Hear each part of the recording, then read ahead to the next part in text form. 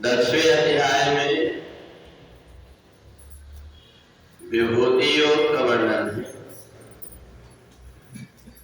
परम ब्रह्म परम धाम पवित्रम परमं भवान पुरुषं शाश्वतं दिव्यम आदिदेव अजं विभुम्।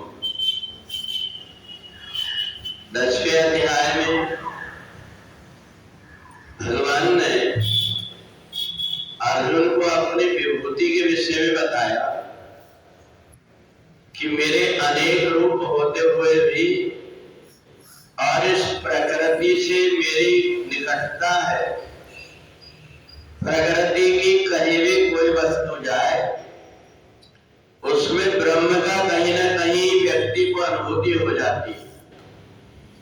अगर वो उसको ब्रह्म की अनुभूति नहीं हो पा रही है, हर जगह वेदों ने कहा है इदम सर्वदम ब्रह्म, हर जगह परमात्मा है, परंतु यदि वेदों की अनुभूति नहीं हो पा रही है ब्रह्म की, तो उस व्यक्ति के लिए भगवान ने कहा कि तुम एक काम करो कि जितनी भी वस्तुएं दिखाई देती है उन वस्तु में मेरा कहीं ना कहीं विशेष रूप से प्रभाव कुछ चीजों में दिखाई देता है।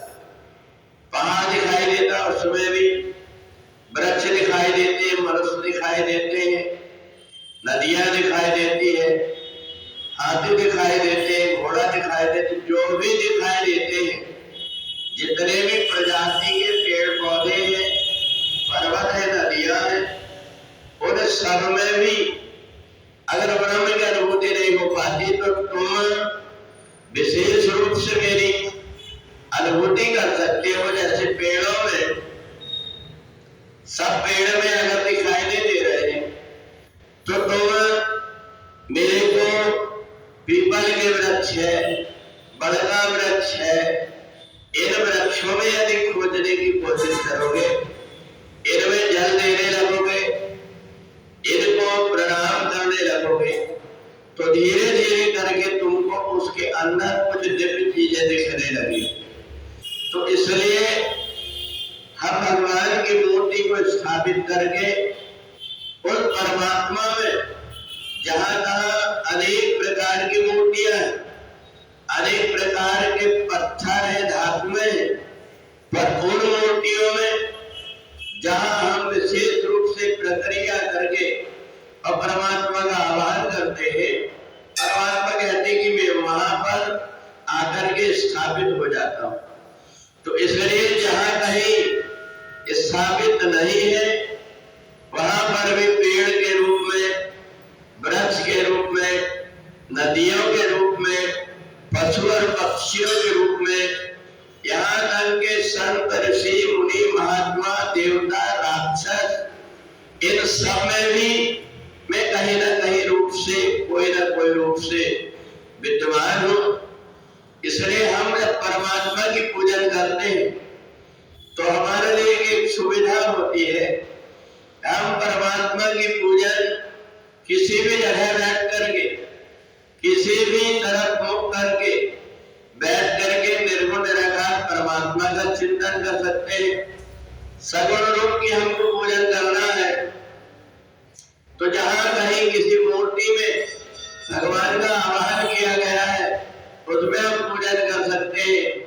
यदि हमें ये कुछ सुविधा ना भी हो रही हो तो हम एक सुपारी लेकर के, एक कंकर लेकर के और उसमें स्पर्श करके और भगवान का आवाहन करते हैं तो उसी में आकर के वो परमात्मा स्थापित हो जाते हैं।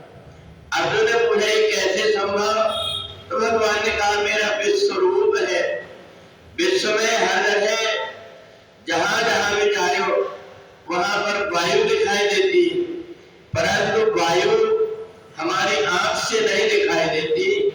जब कभी पेड़ पौधे हिलते हैं तो हमको लगता है हवा चल रही।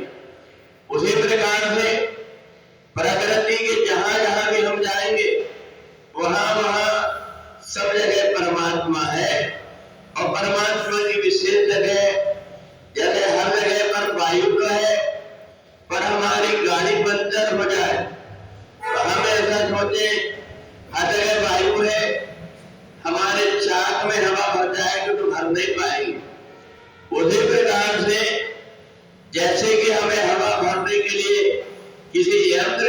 माध्यम से हवा भरना पड़ता है, ऐसे ही वो परमात्मा की पूजा करने के लिए, उसकी अनुभूति के लिए, ब्रह्म की पूजन करने के लिए हमें किसी मूर्ति में कहीं न कोई आधार रूप में परमात्मा को आह्वान करके फिर हम पूजन करते हैं, तो हमें आत्मसंतुष्टि होती है कि हमने भगवान का पूजन किया। हम जहाँ कहीं भी परमात्मा को हमारी दृष्टि विस्तृत हो गई, तो हम जहाँ कहीं भी हो वहाँ परमात्मा को प्रकट कर सकते हैं। और एक बार भगवान शंकर ने भी कहा था कि हरि व्यापक सर्वत्र समाना, प्रेम से प्रकट होए में जाना। वो परमात्मा जहाँ कहीं भी प्रेम से व्यक्ति आह्वान करता है वही प्रकट हो जाता है। किस रूप में कहाँ हो जाता है ये हमें देखने के लिए दृष्टि होना चाहिए। तो जब हम उस दृष्टि को अपने आप में अंदर में उत्पन्न कर लेते हैं तो हर जगह हमें परमात्मा दिखने लगते हैं। अगर फिर भी परमात्मा की सहज में अनुभूति ना हो रही हो तो जगह जगह पर परमात्मा के प्रतीक चिन्ह बने हुए हैं, उनके माध्यम से हम परमात्मा का ध्यान और चिंतन करके परमात्मा से जुड़ सकते हैं। बोले वृंदावन बिहारी लाल की।